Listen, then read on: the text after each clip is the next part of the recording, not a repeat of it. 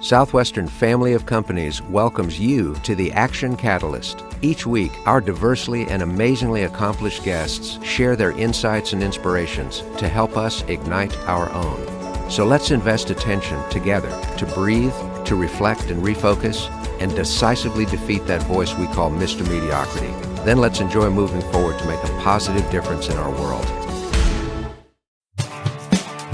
Hello, this is Dan Moore, President of Southwestern Advantage.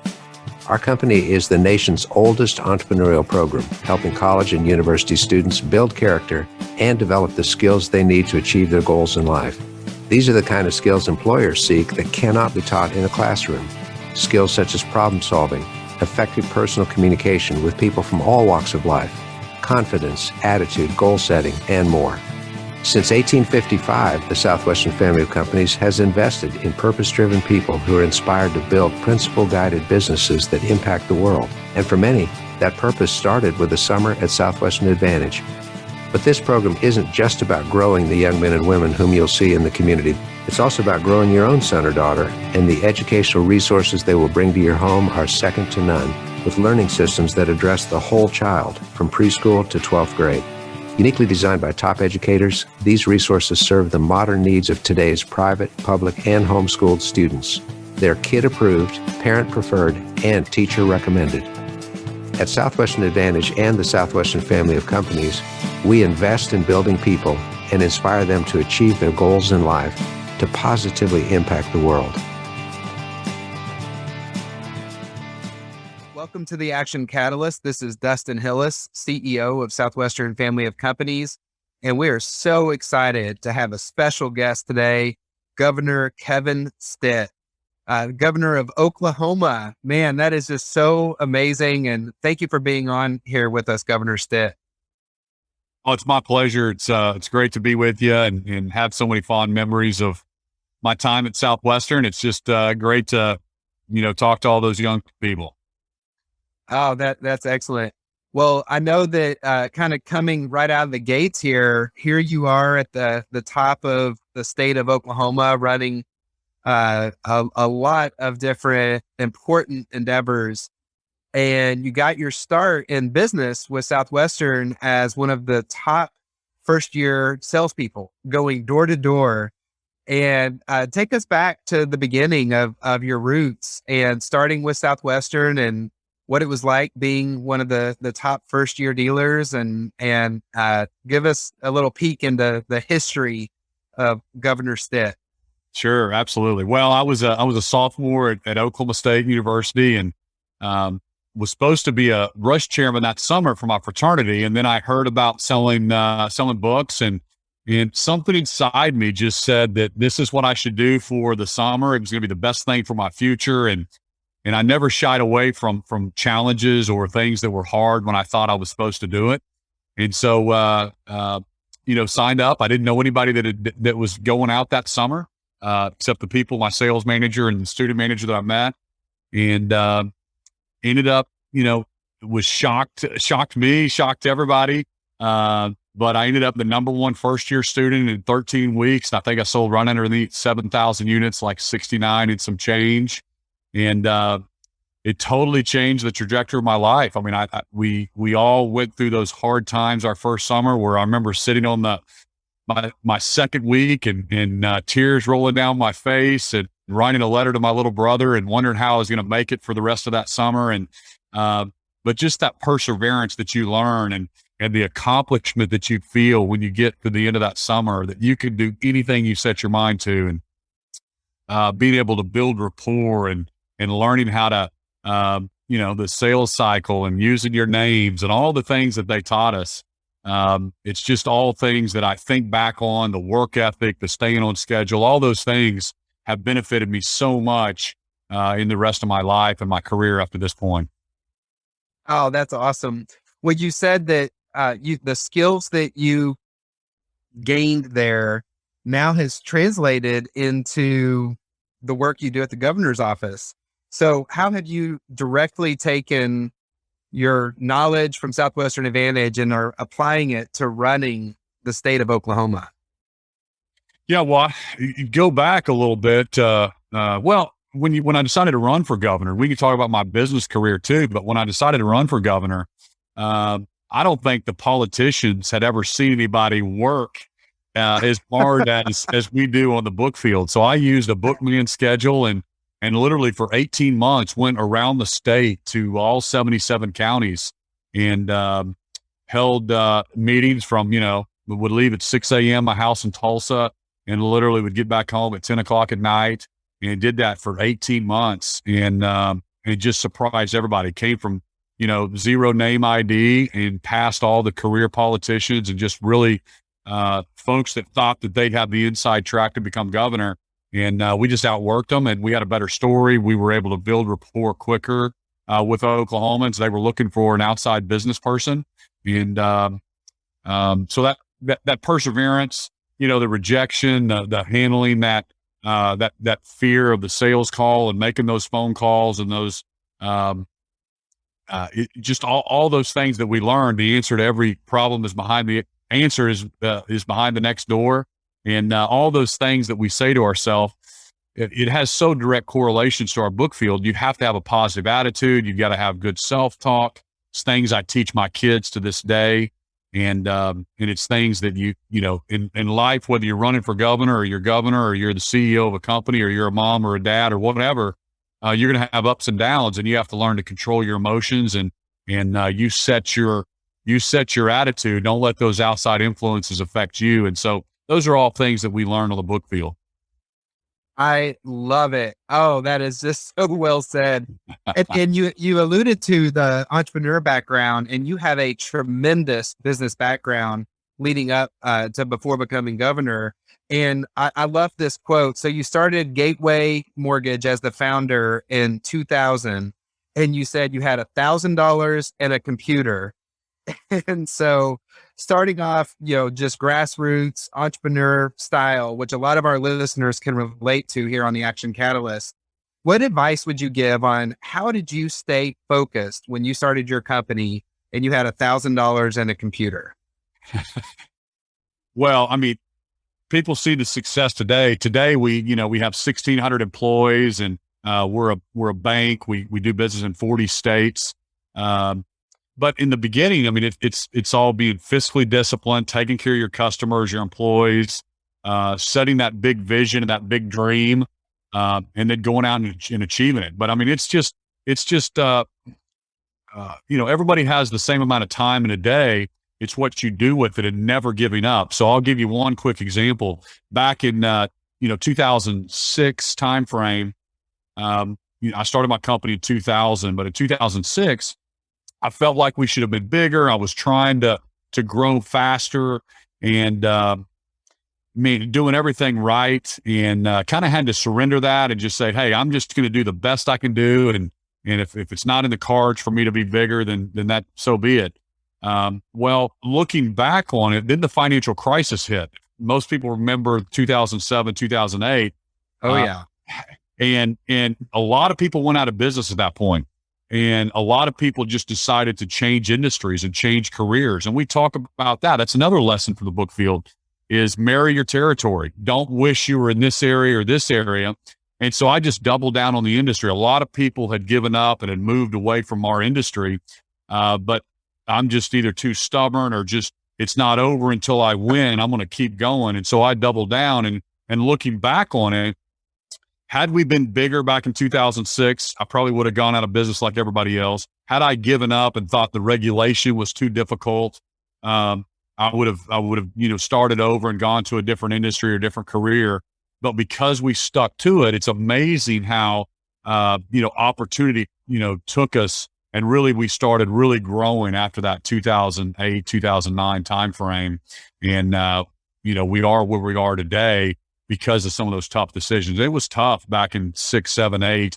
But you never give up. You never know. You're so close to success. People give up just a little bit too soon. And so that's something that, again, we learned that on the book field. There's always a start and a finish, and we've got to continue on. And when you choose a career or profession, it's important that you are going to have rocky times, period. Everybody does. But you've got to persevere through that. And that's something that I know that book folks know. I love that. That's great. What you alluded to my next question, which is after starting that business in 2000, whatever you can share, it sounded like with your team members and whatnot, would you mind sharing revenue or anything on the size and scope of the business that you built today? Yeah. So 1,600 employees, and we're a bank now, so anybody can look up our numbers on the FDIC website stuff. But we were the second most profitable bank in the country, between 2 to 5 billion in size, something like that, last year. So just amazing what the Lord has done and blessed us with. We are about 2 billion in assets, and revenue. I've been over here running Governor, and I've got a great team. My general counsel is the CEO. So really, I totally trust the team, and not even really involved right now with the business. I've got my hands full with the state. But so exact numbers on the revenue side, when I was there, 300 million, something like that. Man, for all the entrepreneurs in the audience, they're sitting there going, okay, $1,000 in a computer to 300 million. That is quite the track record and very impressive. And yeah, a couple of billion under management and plus is very impressive. So thank you. And I love what you're talking about here on the perseverance, especially, going through COVID last year, and still a lot of businesses are being impacted by a lot of what's going on just in the world. If you were to say, I'm talking directly to an entrepreneur right now who's just struggling, what advice would you give them in today's business world? What would you say about not giving up, and just elaborate a little bit more on that topic? Because I think that's so relevant today. Yeah. I mean, I forget Dan Moore. Some of these guys come back to my head that back in our sales schools days that would tell us nobody, and maybe it was Moore Utley, nobody ever remembers the quitter. They never remember that guy's name. And so I think it's just so important. And a lot of it is mental. Once you fully commit, providence moves also. So once you marry that industry, your territory, you say, this is what I've chosen, then you go make that the best career you can make it. And it's a loser strategy to wish you were working for this company or working for that company or in that industry or in that marriage, or wish you had,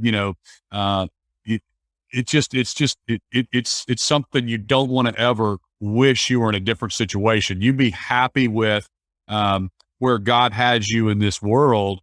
And that's when you can really excel, because part of it is, people don't want to do business with somebody that they can feel it or tell is not, engaged in that industry or that company. So, I think that's really critical, is for you to just make that mental decision that this is what I'm going to do. And I'm going to focus on it until I'm successful, until I persevere. Love it. Love it. Love it. So take us on your journey here. So from Southwestern, running a very successful company, going through the 2008 crisis. Why politics? Why did you jump into saying, you know what, I'm going to run for governor? And what gave you the confidence to make that transition as well? This is kind of a funny story that I've shared with people. Back when I was 22, so I was a senior at Oklahoma State, and my sales manager encouraged me to write down 50 lifetime goals, Tom Boyd. And so I remember sitting there, I hadn't graduated yet, and I started writing down, just dreams, right? What I want to accomplish. And one of them I wrote down was become governor of the state of Oklahoma. What? Seriously. How old were you? I was 22, and I thought, man, that is so crazy. 22. So That's awesome. I remember I erased it and I wrote, have dinner with the governor. Now I get to have breakfast, lunch, and dinner with the governor. So no matter how crazy isn't that funny? No matter how crazy you think your dreams are, dream big. We don't set big enough goals sometimes, and then we don't give ourselves long enough to go accomplish them. So, anyway, I can't remember the first part of your question, but that's just a little funny story Oh, how I got decided to run for governor. Yes. So it was around 2016. The business is going great. We're growing. And, but as I traveled to other states, I would see a lot of momentum in our different offices, these other states. And I would come back to the state that I grew up in. I'm a fourth generation Oklahoman. And I realized that our whole state was not excelling like some of these other states that I was visiting. And then so I was like, man, I started to look at who was running for governor, and it was the same old, same old. It was the same career politicians that had never been in the business world that were running for their next election. And I just decided, I just felt compelled. I felt kind of a calling that if it was going to be, I mean, somebody had to step up, and I didn't see anybody else stepping up. And I felt like I had the skill sets and the ability to do it.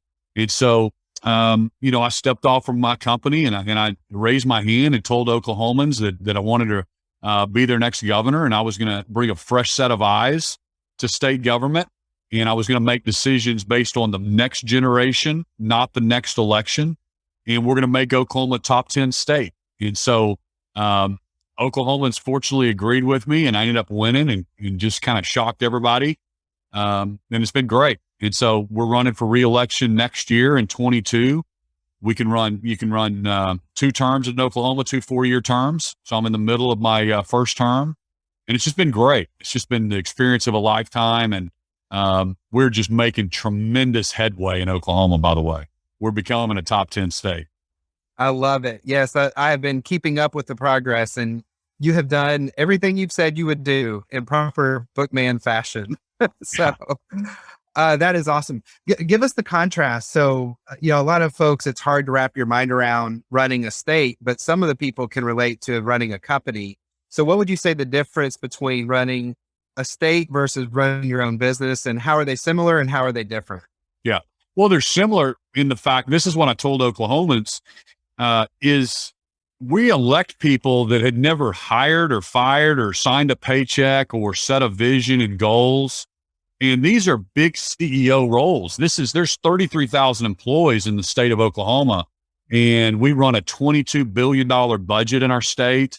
And at the end of the day, I mean, we're building roads, and we want the best education system, but the best healthcare system. We want the best DHS system, but these are also, they're business type functions. We've got accounting departments and HR departments, and you normally hire politicians that have never even done that. So I think those are some similarities. You need people that understand putting a team together, because it's all about getting the right team. And so those are the similarities with the business world.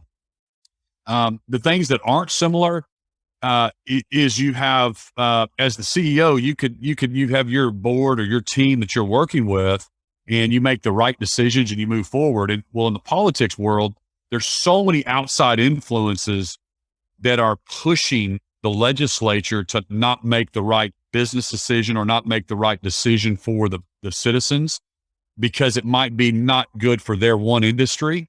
That's what gets so frustrating for guys like me and for the average Oklahoman, all 4 million Oklahomans. If they knew what happened behind the scenes, that it's this big industry or this big industry that's pushing things, it's disappointing. And that's why I believe Oklahomans are so pleased with what I'm doing, is because they see me fighting and never playing favorites with one industry over another. We're literally, we're making change, and they can see me bulldozing things over to try to make Oklahoma a top 10 state, irregardless of what industry I might be, upsetting. That's powerful. Yes. I love the contrast, but the similarity. And when you think through wins, big wins and successes, and sometimes having those confidence anchors to leverage to help you can do the next big thing, what would you say are some of your accomplishments so far that give you the confidence to keep thinking bigger? This session in 2021, the speaker and the pro tem, or the leaders of the House, the Senate, they both said this is the most successful session we've ever had in state history. And so a couple examples of that, the things that we're getting done, Republicans have been trying to get done for like 15 and 20 years. And so we're able to get those things done. We got some huge education reforms done this year. And sometimes the status quo, you fight the status quo. Nobody wants anything to change. But the bottom line is, if Oklahoma's not top 10 in this, we're gonna try something different. And we're looking at other states. Florida was another perfect example of a state that had really improved their test scores. And so we tried to follow their model. So we did open transfer this year, which means parents, the government shouldn't stand in the way of where a parent decides to put their kids in school. We got more funding for charter schools. We invested more in education as a whole. I got rid of the unionized workforce this year in state government, which was an unbelievable move. People don't talk about that. I call it my biggest unsexiest bill of the year, but because we unclassified the workforce, which was just amazing. We got done. Yeah. We cut corporate taxes and personal income taxes this year. I was able to save. We have the largest savings account we've ever had in our state history. And because normally the legislature spends everything that they can that's appropriated to them or that they're allowed to spend. And we saved over $800 million this year by holding our budgets flat. And so that's just something I'm super confident in and proud of, that we're continuing to get the state government more efficient. And therefore that's helping the taxpayers. Man, it sounds like we need that in more states all around the country. With that approach, that is doing it the right way. What are some of your goals for the remainder of your run here, and what are some things that are on the horizon for you? Well, the big vision, like we said in the business world, is to become a top 10 state. So that's so aspirational. You never really achieve it, but it gives you a beacon to aim for, and all of my state agencies then talk about it. So if it's roads or bridges, Oklahoma's ranked number 9th in the country in bridge conditions, and we're 28th in pavement conditions. So you obviously want to continue with that. We want to be the most business-friendly state. So all the policies is around, removing outdated regulations. I have a goal to reduce regulations by 25%, redundant regulations. We want to cut taxes. We want to be the most business-friendly tax state. So we want to continue to give our citizens hope. So we have a lot of church groups and trying to bring nonprofits into these spaces that actually change the trajectory of Oklahomans, to give every Oklahoman hope that their future can be better than their present. So we're trying to be a hope centered state, and I'm getting that down throughout all of our different state agencies. So we got tons of things to do. There's never a shortage of opportunities or things that need to be fixed in state government. Man, I love your focus on ranking. There is power in ranking and thinking of it in terms of where do we rank and how can we compare. And that is very powerful. Well, as you have your eyes towards the future for yourself, would there be a possible Senate or possible president run in the future? Because I know who I would vote for if you were to do that. Well, thank you so much.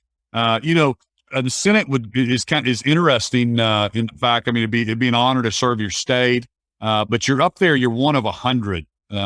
There's 2 senators from every state, and so that is not quite as appealing to me because I love being governor and being able to really make the difference and be the CEO of my state. Mm-hmm. But you never say never. The president thing is something that I think every governor kind of thinks about that because you're one of 50 governors in the state, and it's a natural progression. But we'll just have to wait and see. We'll see what the Lord puts on my heart and what opportunities come. And but right now, I'm loving serving my state. I've still got a young family, and so it's great that we're able to be home, and we live here in Oklahoma City at the governor's mansion with our family, and being able to go to football practice with my boys and take my daughters to volleyball practice. It's fun. You got to be a dad as well. That is awesome. Tell us a little bit about your family. How many kids do you have? Yeah, sure. So Sarah and I met her right after college, and we've been married for 23 years. And she's fantastic. Greatest first lady. in Oklahoma history, and Americans would love her too around the country if they met Sarah. So she's great. And we have 6 kids. My oldest is 20 and the youngest is 7. So we go from junior in college down to a second grader, 3 boys, 3 girls. And my second son just graduated from high school, and he is serving his country. He's at Fort Benning, Georgia right now, going through the middle of basic training and AIT training at Fort Benning. So we can't wait to see him at the end of the summer. Well, tell him thank you for his service. That is appreciated on the behalf of all of us out there. Will. And well, I can tell you that the way that you're running the state of Oklahoma, also the way that you have run your company with Gateway and your track record with Southwestern, I have no doubt if you were to choose to run for president, you would make an excellent president and one that I would support personally. And so hopefully God does put that on your heart at some time, and the doors open and that becomes something that we could get some of the same things happening in Oklahoma across the rest of the country. So, well, in closing, is there anything that you would like to add to the conversation, to the listeners? It's a diverse group of folks listening to this podcast every week. And so, do you have any closing remarks? I would just say, don't be afraid to, step out and follow your heart, follow your dreams, because fear is the enemy of, greater achievement. And so we can all be very afraid of these decisions. And trust me, when I sold books, when I started my company, when I decided to run for governor, you always have those thoughts, right? That go into your head that, oh, I can't do it. This is so hard. And so I just want to encourage the young people to really follow their dreams, and you can literally do anything you set your mind to. It takes preparation. It takes hard work. It takes getting the right mentors and coaches and friends and help along the way.